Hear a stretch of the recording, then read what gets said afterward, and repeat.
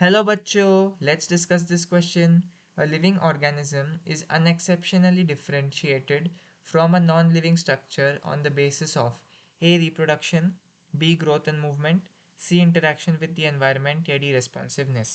इस क्वेश्चन को सॉल्व करने का जो की कॉन्सेप्ट है वो है आपके लिविंग ऑर्गेनिजम्स के कुछ कैरेक्टरिस्टिक फीचर और डिफाइनिंग फीचर के बीच में फ़र्क समझना। जब हम ये वर्ड यूज़ करते हैं कैरेक्टरिस्टिक फीचर, तो इसका मतलब है कि मोस्ट ऑर्गेनिजम्स वो चीज़ दिखा सकती है। लेकिन जब हम ये वर्ड यूज़ करते हैं डिफाइनिंग फीचर, तो इसका मतलब है कि सारे के सारे लिविंग ऑर्गेनिजम्स इस फीचर को दिखा सकती है। तो यदि हम देखें, पहला जो ऑप्शन है वो है रिप्रोडक्शन। रिप्रोडक्शन आपको फिर से मोस्ट ऑर्गेनिजम्स में दिखती है। ऑल ऑर्गेनिजम्स में आप नहीं कह सकते कि आपको रिप्रोडक्शन दिखती है। फॉर एग्जांपल, यदि आप देखें म्यूल्स और जो स्टेराइल वर्कर बीज होती है, उनमें आपको रिप्रोडक्शन की क्षमता नहीं दिखती है, डू नॉट रिप्रोड्यूस। लेकिन इसका मतलब ये बिल्कुल भी नहीं है कि ये लिविंग ऑर्गेनिजम्स नहीं है। तो रिप्रोडक्शन जो है वो एक कैरेक्टरिस्टिक फीचर तो है, लेकिन डिफाइनिंग फीचर नहीं है। रिप्रोडक्शन एक डिफाइनिंग फीचर नहीं है, तो ए ऑप्शन गलत हो गया। बी ऑप्शन कहता है ग्रोथ एंड मूवमेंट। यदि हम देखें ग्रोथ एंड मूवमेंट, तो यदि आप कोई पत्थर को मान ले, फॉर एग्जांपल यदि आप किसी स्टोन को मान ले, वो स्टोन पानी के कारण या फिर किसी एनिमल या ह्यूमन के कारण मूव कर सकता है, कैन मूव। और जो सैंड ड्यून्स होती है डेजर्ट में, आपकी जो सैंड ड्यून्स होती है, उसमें क्या होता है, आपका जो सैंड का पार्टिकल्स होता है वो इन सैंड ड्यून्स के ऊपर ऐसे एक्यूमुलेट हो जाते हैं और इससे सैंड ड्यून का ग्रोथ हो जाता है और इससे इनका ग्रोथ हो जाता है। हालांकि वो बाहरी ग्रोथ है, मतलब बाहर से ग्रोथ हो रहा है, अंदर से कोई भी ग्रोथ नहीं हो रहा। लेकिन दो इस केस में ग्रोथ तो हो रहा है और जो स्टोन है वो मूव कर पा रहा है। लेकिन स्टोन और सैंड ड्यून आपको पता है दोनों की दोनों ही नॉन लिविंग थिंग्स होती है। तो हम ये बिल्कुल नहीं कह सकते कि ग्रोथ और मूवमेंट एक डिफाइनिंग फीचर है, ये भी गलत हो गया।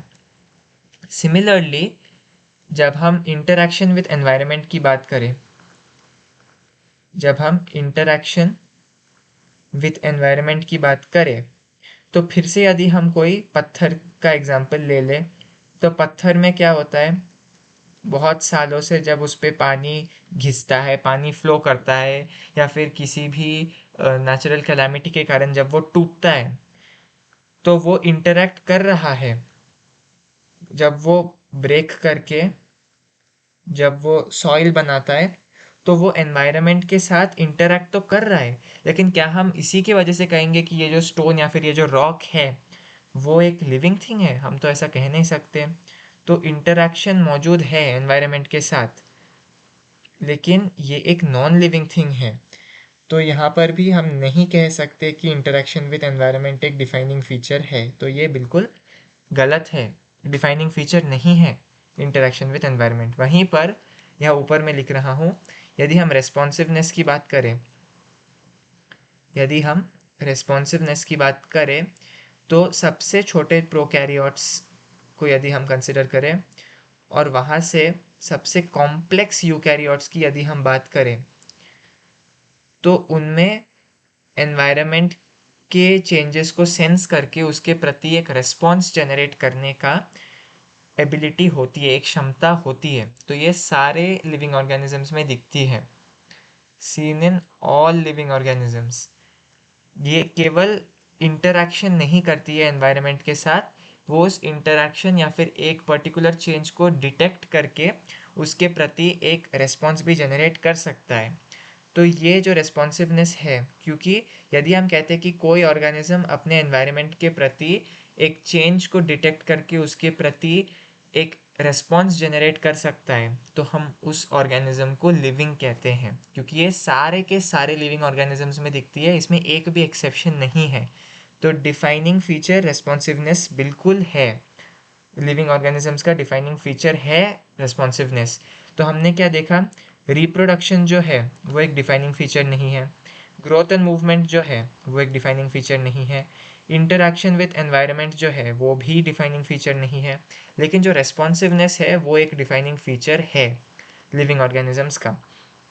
तो चलिए, ऑप्शन ए कहता है रिप्रोडक्शन गलत, बी ग्रोथ एंड मूवमेंट भी गलत, सी इंटरैक्शन विद एनवायरनमेंट भी गलत है, डी रेस्पॉन्सिवनेस ये ठीक है। So the correct option to this question is option D, responsiveness. Hope you have understood it well. All the best.